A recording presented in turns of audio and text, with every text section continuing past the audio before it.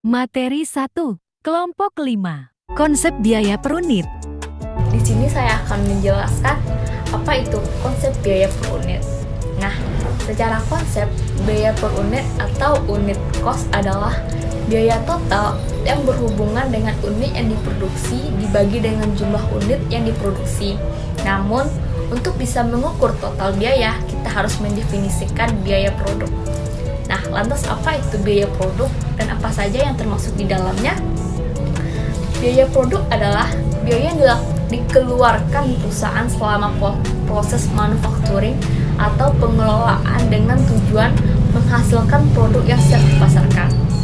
Pada dasarnya, biaya produksi merupakan biaya-biaya yang dilakukan pada proses produksi perusahaan. Biaya tersebut meliputi bahan baku, biaya overhead pabrik, dan biaya tenaga kerja langsung.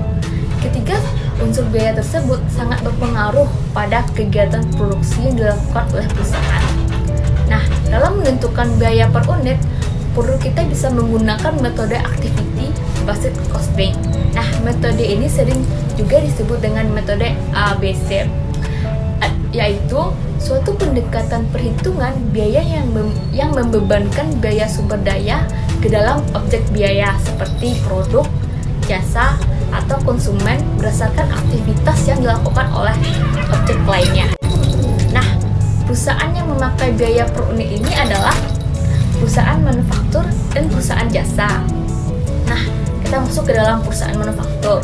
Nah, perusahaan manufaktur seperti pembuatan tas. Nah, karakteristiknya adalah biaya per unit penting untuk menilai persediaan, menentukan laba, dan mengambil sejumlah keputusan penting seperti apakah akan membuat atau membeli produk, menerima atau menolak suatu pesanan khusus, atau mempertahankan atau menghentikan suatu lini produk. Nah, kita masuk ke dalam perusahaan jasa.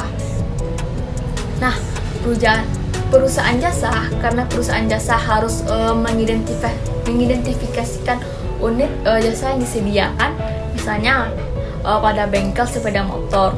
Nah, unit jasa berupa pekerjaan yang dilakukan pada motor pelanggan secara individu, di antaranya servis ringan, ganti oli, turun mesin, atau yang lain.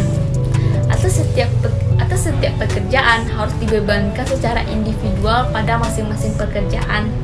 Nah, perusahaan jasa juga menggunakan informasi biaya per unit untuk menentukan profitabilitas kelayakan untuk menawarkan layanan baru, membuat keputusan harga, dan lain-lain. Perusahaan jasa nirlaba harus melacak biaya-biaya untuk memastikan bahwa mereka memberikan jasa dengan biaya yang efisien. 1. Kalkulasi biaya produk berdasarkan tradisional. 2. Keterbatasan sistem akuntansi biaya tradisional. Masuk kepada kalkulasi biaya produksi berdasarkan tradisional. Kalkulasi biaya produksi berdasarkan tradisional adalah penjumlahan antara bahan baku langsung, biaya tenaga kerja langsung, dan biaya overhead pabrik atau disebut dengan BOP.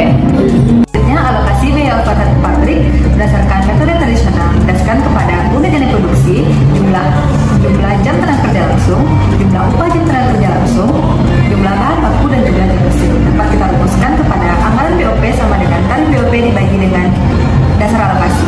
Selanjutnya, keterbatasan dalam metode tradisional. Keterbatasan utama sistem penentuan biaya tradisional adalah penggunaan tarif tunggal, tarif overhead yang berlaku di seluruh pabrik, dan tarif overhead per departemen. Penggunaan kedua tarif ini menyebabkan penentuan biaya produksi tidak akurat, khususnya pada perusahaan dengan operasi produksi yang kompleks, perusahaan dengan beragam produk, atau proses produksi yang heterogen. Sistem biaya tradisional cenderung membuat penyesuaian dengan menggunakan intuisi dan cenderung kurang tepat atas informasi biaya berdasarkan volume, tanpa memahami dampak keseluruhannya sehingga mendistorsi informasi biaya. Pertama, kalkulasi biaya produk berdasarkan aktivitas atau activity based costing (ABC). Kedua, pengklasifikasian aktivitas. Baik, materi selanjutnya yaitu kita akan menjelaskan mengenai activity based costing atau yang disingkat dengan ABC, di mana biaya berdasarkan aktivitas. Nah, biaya berdasarkan aktivitas adalah sistem akuntansi yang biayanya berbasis aktivitas yang masih berorientasi pada penentuan kos produk yang akurat pada perusahaan manufaktur. Nah, di mana proses 2 tahap yaitu dengan cara menelusuri pada aktivitasnya, kemudian pada produknya. Ada 3 syarat penerapan sistem ABC, yaitu yang pertama, perusahaan menggunakan tingkat diversitas yang tinggi. Lalu yang kedua, tingkat persaingan industri yang tinggi. Yang ketiga, biaya pengukuran yang rendah. Untuk manfaat sistem ABC sendiri yaitu yang pertama, menyediakan informasi yang menyeluruh tentang aktivitas yang digunakan oleh perusahaan. Lalu yang kedua yaitu menyediakan fasilitas untuk menyusun dengan cepat anggaran berbasis aktivitas. Nah, yang ketiga, menyediakan informasi biaya untuk memantau rencana pengurangan biaya. Lalu yang keempat ada menyediakan secara akurat kos produk dan jasa produk yang dihasilkan. Baik, selanjutnya kita akan membahas mengenai tingkatan biaya aktivitas, di mana ada 4 tingkatan biaya aktivitas. Yang pertama yaitu adalah unit level activities atau aktivitas tingkat level. Lalu yang kedua yaitu ada batch level activities atau aktivitas tingkat kelompok produk.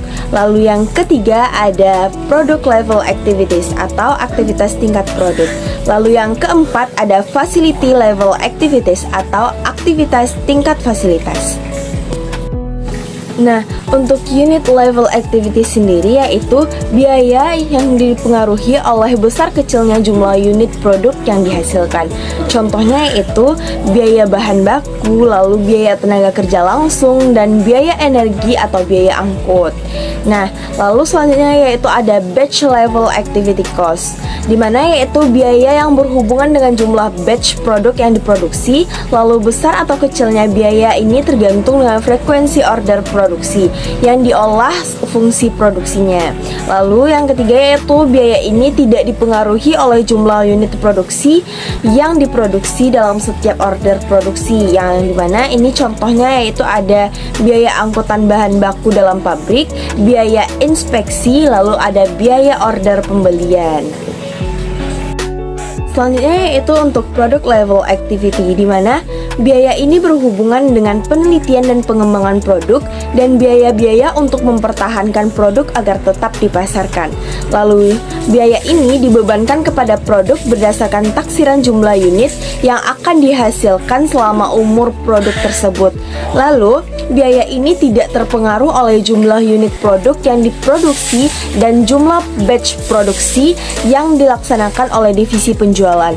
Contohnya yaitu ada desain produk, desain proses pengolahan produk, dan pengujian produk. Selanjutnya kita masuk kepada fasilitas level activity, di mana ini adalah biaya yang berhubungan dengan kegiatan untuk mempertahankan kapasitas yang dimiliki oleh perusahaan. Biaya ini dibebankan kepada produk atas dasar taksiran unit yang dihasilkan pada kapasitas normal bagian divisi penjualan. Nah, contoh biayanya yaitu ada biaya depresiasi dan amortisasi, lalu ada biaya asuransi.